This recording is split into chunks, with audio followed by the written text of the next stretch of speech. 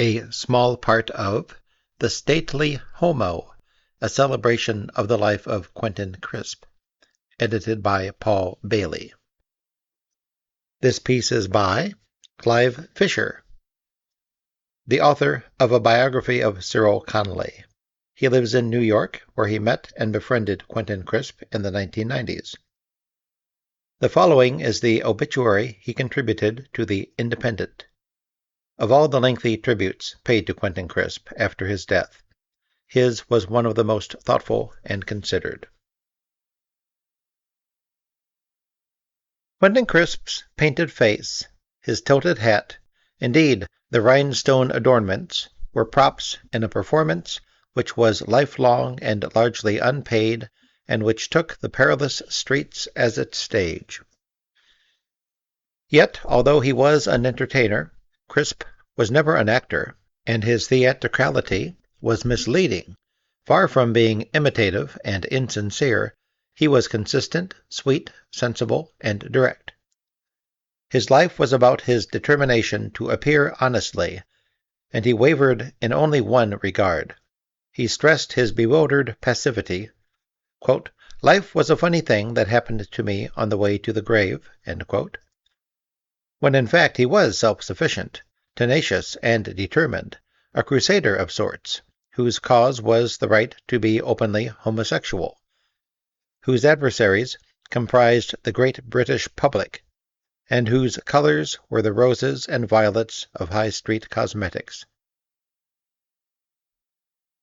This wayward campaign began when its protagonist was born, as Dennis Pratt, on Christmas Day, 1908, at Sutton in Surrey. As a natural loner and auto-invention, he grasped early the irrelevance of family life, but independence and solitude were not easily won. He was the youngest in a family of 4, and followed his parents, a solicitor and former nursery governess, as they moved around London and the home counties in their struggle to reconcile appearances with insolvency. Thus prepared by parental restlessness for the later wanderings of a pariah, he turned to childhood fantasy and furnished the games of make-believe from his mother's wardrobe.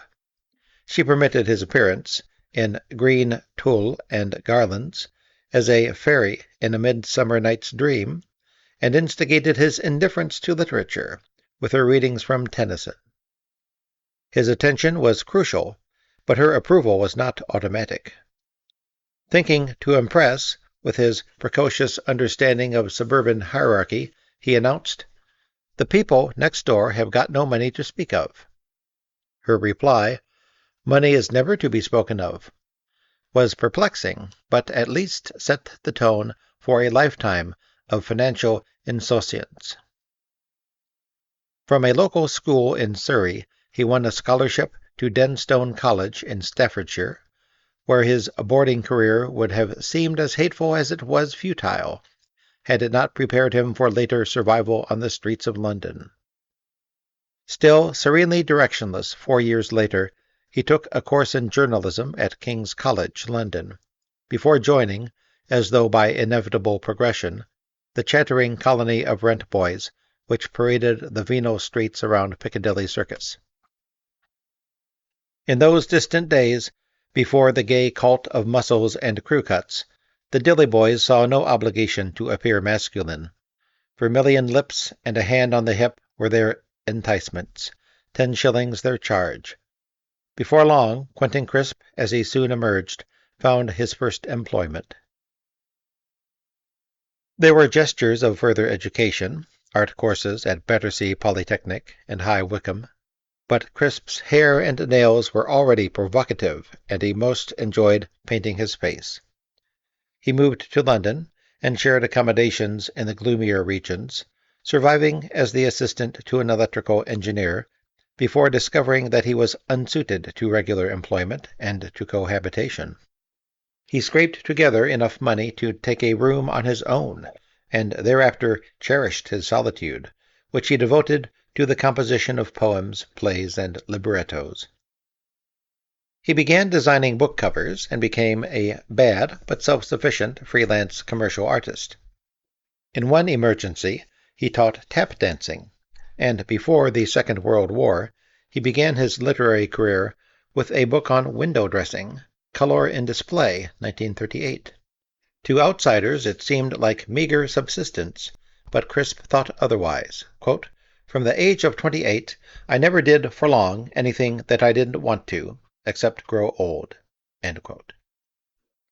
Years later, after April Ashley and the advent of the operation, Crisp occasionally wondered whether a sex change would have benefited him. Quote, "I could have opened a knitting shop in Carlisle, and my life would have been quiet and happy." End quote. But destiny planned differently, and as jobs and commissions came and went, he embraced his true vocation, in his monochrome world of threadbare respectability, at the bus stops and shabby boarding houses of Pimlico and Clerkenwell, among the landladies and greengrocers, he appeared henceforth as a flagrant deviant. He avoided drag because it made him look masculine. He wanted to appear as a man in makeup, to proclaim the innocuousness of effeminacy, and he dressed accordingly. Some may question the point of his campaign, but nobody could doubt his courage. Each time this slight man left home in makeup, with dyed hair and heeled shoes, sometimes to be spat upon or attacked, at other times to be harried by the police, he asserted that discretion is not always the better part of valor. With the outbreak of the Second World War, he stocked up on cosmetics and was exempted from conscription because of his homosexuality. He frequented Fitzrovia and encountered its inhabitants, Mervyn Peake, Nina Hammett, Angus MacBean, George Melly, and stumbled into an occupation that was to sustain him for years into peacetime. He became a model for life classes in art schools. An anonymous man paid by the Minister of Education to undress, effectively a naked civil servant. Domestic drudgery at least could not distract him. Forever a stranger to bourgeois standards, he watched the dust and cobwebs accumulate before codifying his conviction that housework is for those with nothing better to do. At first Bohemia, and later the lecture-going public, was enlightened as to Crispian good housekeeping. Leave the bed unmade and wash the dishes only after fish. After the first 4 years, the dirt doesn't get any worse. It was a life waiting to be written, and when Jonathan Cape published Crisp's autobiography, The Naked Civil Servant, in 1968, its author stood revealed as a sophisticated self-chronicler, wise, aphoristic, and contemptuous of self-pity. A second volume, How to Become a Virgin, followed in 1981, but by then Crisp's life was indisputably public. Talk shows and interviews became routine. A television adaptation of his autobiography, starring John Hurt, made him a household name. More significantly, with rock stars in makeup and gay men on the march, he began to look like a pioneer. At 69, he made his first journey outside Britain. 2 years later, a frail evangelist, he had given one-man shows across the English-speaking world. Anyone famous must sooner or later reckon with America, but Crisp had begun a swooning admiration during the war, and in 1981, almost 40 years after the GIs had gone home, he moved to New York. Immigration negotiations proceeded satisfactorily, although the official at the American Embassy in London who asked Crisp if he was a practicing homosexual was disconcerted by the reply, "I said I didn't practice, I was already perfect." His earliest Manhattan address, the Chelsea Hotel, proved distracting. His first 3 days there saw a burglary, a fire, and the murder by Sid Vicious of Nancy Spungen. But by the time he had secured official resident alien status, he had also found permanent accommodation in a tenement on the Lower East Side. For most of his life, Crisp had not done, he had merely been. New York, however, galvanized him, and fame brought invitations and obligations hitherto unimaginable. He reviewed films for Christopher Street magazine and contributed to the New York Native. He appeared in advertisements and acted in films. Not everyone saw Tu Wong Fu, 1995, or Homo Heights, 1998, but his cameo as Elizabeth I in Sally Potter's Orlando, 1992, was acclaimed as inspired casting. He lent his support to AIDS fundraising, and in the winter of his life he joined the computer age, frequently receiving 200 email letters a week, largely from older women. He appeared in one-man shows in New York, and even in his 90s, when older than Grand Central Station, he traveled the continent with his wit and wisdom, on one occasion being permitted to board a plane without the mandatory photo ID, quote, which makes me the only person not only to have seen, but to have been an unidentified flying object. He had always been proudly accessible by telephone, and when not otherwise engaged, Crisp happily met the curious or merely admiring for lunch, although an enlarged heart increasingly restricted his mobility. Gay activists feared his flamboyance gave their cause a bad name, but he was too old now to capitulate to the crowd.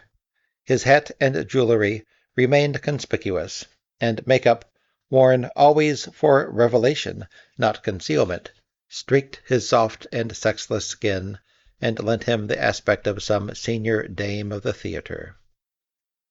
Sometimes he would profess an acceptance of approaching death. Sometimes he insisted he must hasten his end. Sometimes he claimed he was looking for someone to kill him. Sometimes he thought he might do it himself. But how? He had never been practical. Quote, I can't throw myself under a car or leap from the top of a skyscraper. It's very difficult. You see, I'm a Nancy. Thank you for listening.